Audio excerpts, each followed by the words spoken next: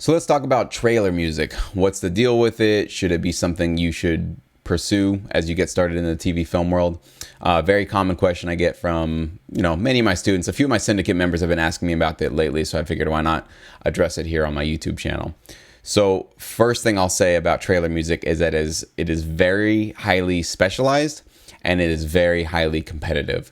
So the quality that is expected if you're going to start to get your tracks placed in trailers, like submitting some of your tracks to trailer houses or something like that, your level of production must be up there, right? Like 9 out of 10, 10 out of 10. You need to have your tracks on a completely professional level of production in terms of the dynamics, the instrument choices, the samples you're using, how loud it is, and just being honest, from the composers that I interact with through my site, through my YouTube channel and everything, I come across very few producers and composers that are probably at that level right now. Doesn't mean that you can't get to that if you just put your head down and keep working and hustle and improve your productions. But most producers and musicians are not at the level where they could just jump into the the trailer side of the TV film industry. What I do is more sort of instrument track based, where I can do pop, hip hop, rock, that kind of thing. And even though I do include cinematic elements into my tracks, they're not specifically trailer style songs that I'm composing. Okay, so it is a very unique and highly specialized and highly competitive field. So if you want to do trailer music and that's just where your heart is and you really are excited when you go to the theater and you love seeing that music and hearing how it really accents what's going on screen, that's great.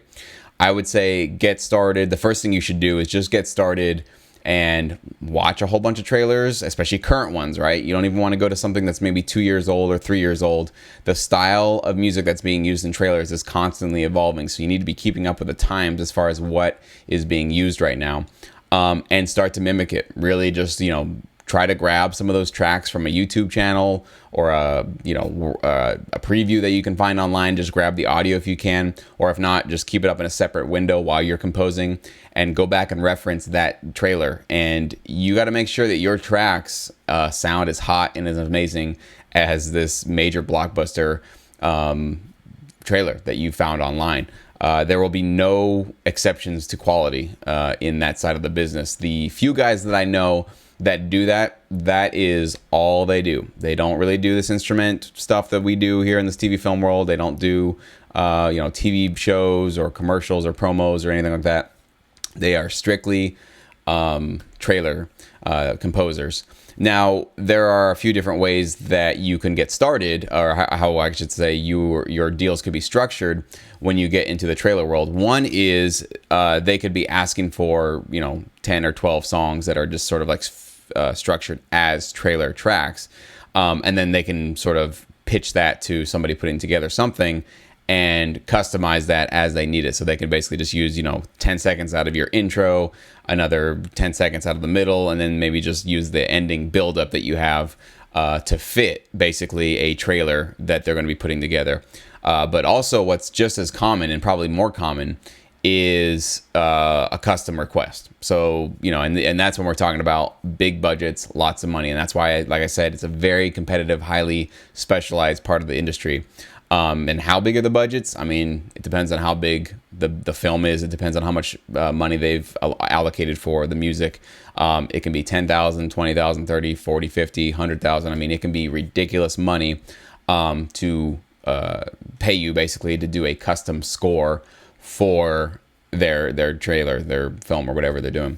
And then the back end, typically what I've heard, because I'm not in that trailer side, but what I've heard is that a lot of those deals end up becoming a deal where they are buying the music outright from you, so there are no back-end royalties associated with it. It's not across the board. I know that there are other deals where you will be getting your royalties, your back-ends for your trailer being aired and all that kind of stuff. But sometimes if they're paying you, ridiculous fees up front to sort of, hire you to create a custom piece of music, that's basically what you're getting. And so again, if you were getting paid 50 grand to write one song, I don't think you'd be too worried about it. But I mean, I understand that some people feel that they should be always getting the royalties. And I do honestly still feel that, royalties are very, very important. But again, It always comes down to, you got to weigh your options and where you're at in your career.